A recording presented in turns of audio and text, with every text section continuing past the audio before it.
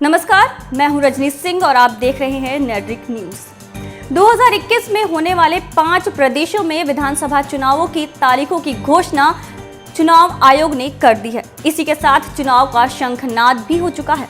इन 5 प्रदेशों में 4 राज्य हैं और एक केंद्र शासित प्रदेश। ये 4 राज्य हैं पश्चिम बंगाल, तमिलनाडु, केरला और असम। साथ ही जो केंद्र शासित प्रदेश है वो है पुदुचेरी। एक तरफ जहां तमिलनाडु, केरला और पुदुचेरी में एक ही चरण में चुनाव खत्म हो जाएगा जो कि 6 अप्रैल को होगा, तो वहीं असम में 3 चरण और पश्चिम बंगाल में 8 चरणों में चुनाव कराने का फैसला किया गया है। असम में 27 मार्च, 1 अप्रैल और 6 अप्रैल को चुनाव होंगे, तो वहीं पश्चिम बंगाल में 8 चरणों में, जिनमें कि 27 मार्च, 1 अप्रैल, 6 अप्रैल, 10 अप्रैल, 16 अप्रैल, 22 अप्रैल और 26 अप्रैल के साथ 8वां चरण 29 अप्रैल को खत्म होगा। इन सभी चुनावों के नतीजे 2 मई को आएंगे। इसी के साथ चुनाव आयोग ने कुछ और भी गाइडलाइंस जारी किए हैं, जिसमें कोविड-19 के खतरे को देखते हुए सभी मतदान अधिकारियों को कोविड-19 का टेस्ट कराना अनिवार्य किया गया है। इसी के साथ साथ सभी मतदान केंद्रों पर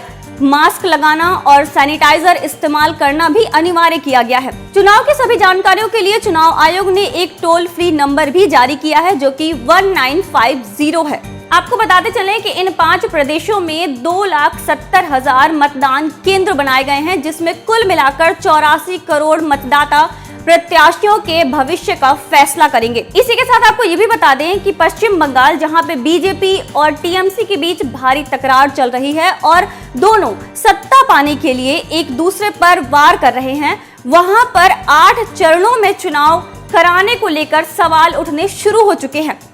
आपको बता दें कि वहां पर 1,01,916 मतदान केंद्र बनाए जा रहे हैं। साथ ही 8 चरणों में चुनाव कराने को लेकर चुनाव आयोग की नीतियों पर भी सवाल उठने लगे हैं, क्योंकि जहां 3 राज्यों में केवल एक ही दिन में मतदान हो जाएंगे, तो वहीं 294 विधानसभा सीटों वाली पश्चिम बंगाल में 8 चरणों में चुनाव क्यों कराए जा रहे हैं।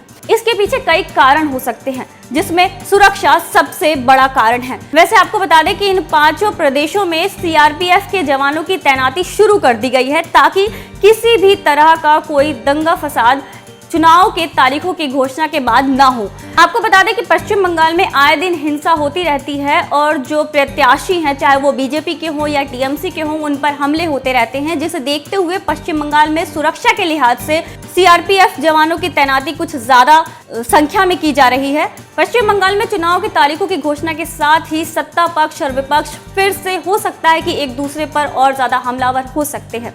ऐसे में ये 8 चरण के चुनाव वाकई में पश्चिम बंगाल में फायदेमंद होते हैं या फिर इसके पीछे कोई ना कोई बड़ा कारण है, ये आगे देखने वाली बात होगी। अभी के लिए बस इतना ही।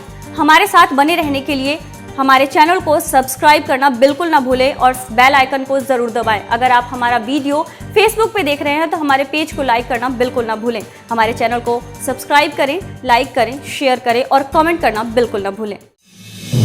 आप देख रहे हैं नेड्रिक न्यूज, साहस सच कहने का।